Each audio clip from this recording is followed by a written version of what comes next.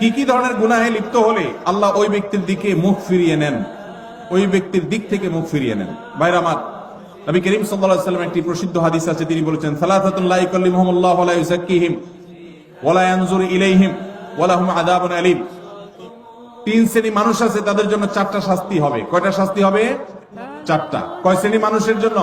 তিন শ্রেণী মানুষের জন্য। নাম্বার এক, শাইখুন জানিম, যে ব্যক্তি বয়স্ক হয়েও ব্যভিচারে লিপ্ত হয়েছে, এই ব্যক্তির সাথে আল্লাহ কিয়ামতের দিন কথা বলবেন না, আল্লাহ তাকে পবিত্র করবেন না, তার দিকে চেয়ে তাকাবেন না, এবং তাকে কঠোর শাস্তি দিবেন যে সে প্রাপ্তবয়স্ক, বিবাহিত, বৃদ্ধ, এরপরও সে জেনায় কেন লিপ্ত হলো।